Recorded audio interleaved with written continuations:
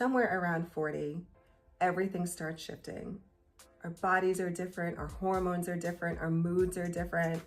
And sometimes your body does not know how to respond the way it used to. For some women, that is confusing. Here's the perspective I want you to know. Midlife is not a crisis. Midlife is not a destination. It's a rebuilding era. I talk to women in midlife all the time, and the theme stays the same. We are overwhelmed, exhausted, we are overworked, we are tired. We feel disconnected from our bodies. And most times we wonder if it's something that we did wrong.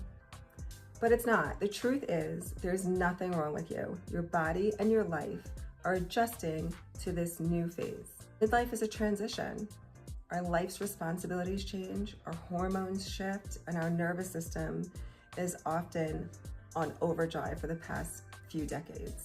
But instead of seeing this as a stage of decline, why can't we see it as a stage of rebuilding? Rebuilding in a way that supports us, the way that our bodies have changed. For me, rebuilding in midlife has a few simple pillars. They're not rules, they're not rigid plans, they're pillars. They're just a way of caring for my body and myself differently in this season of life. The first pillar is learning how to regulate my nervous system. So our nervous systems have been in fight or flight since our 20s. Before we got married or had kids, we've been go, go, go. We've been moving fast, getting things done, and our nervous system has been on 10. And so for some of us, that's probably almost 30 years or more. It's a long time to be in fight or flight. So the work now for me is to find a way to slow down my nervous system, to find calm and peace in my body. And that comes through grounding outside with my feet in the grass, reading a good book. I have friends who do puzzles or crochet, but it's just a way to slow down the mind, slow down the heart rate, and slow down the body. Whatever that takes. It could be breathing, it could be yoga, it could just be laying flat on the floor and closing your eyes and taking deep breaths until your body feels safe and calm. The second pillar for me is strength and movement, and not punishing workouts or 2 hours at the gym, lifting heavy weights or running a marathon, but building muscle, building strength, and using your body and movement to do that. The way of honoring the body that I have been, I'll say it, abusing for years, so many years. And now I'm honoring my body and thanking it for carrying me through all of that into this next phase. Another pillar that has become incredibly important to me is nourishing my body.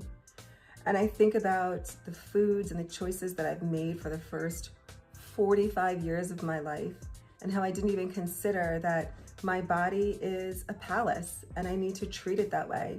It has taken the abuse that I've given it, and now I am taking care of it in a way that it deserves. I'm eating well-intentioned food. I'm giving it all of the healthy and nourishing things that it needs to keep moving forward. I'm no longer, I treat my food as, what do they say? It's like eat for life, don't live to eat. And so I do that. I eat for life. I eat organic meats, organic vegetables. I give it plenty of water. I am not perfect. I am not 100%. I don't do it to the point of obsession, but I do it with intention. That was a good one. Not obsession, but intention.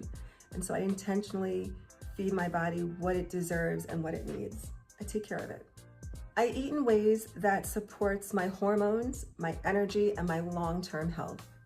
I do have an occasional piece of cake or chips and salsa, and I think that's okay. It's okay to take care of yourself. If my body 80% of the time is getting fed everything that it needs, then there's a little window for me to treat myself, and I do. And so I want to say this clearly, and it's important for me to say this. There is no shame or judgment here. There is just information and noticing. I am not a guru. I don't know everything, but I can share with you what I do know and what has worked for me.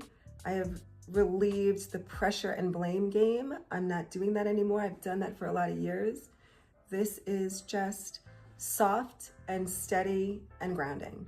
And the fourth pillar for me is often seeing, exploring, and being my future self. And so I often will sit here and think about the choices that I'm making or the things that I'm doing.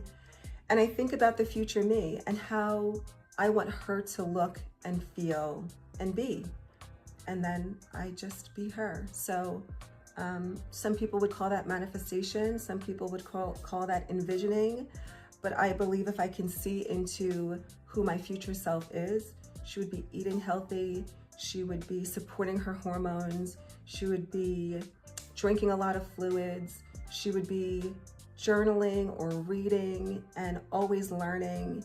And so I spend a lot of time believing into her because she's waiting for me.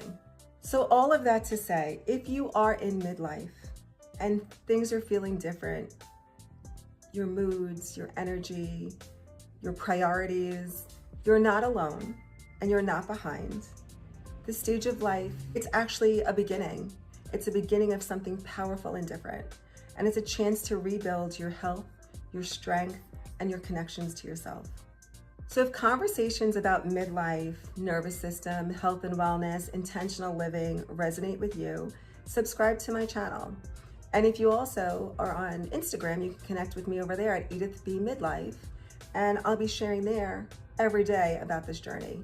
So I'm really glad you're here, and I'll see you soon.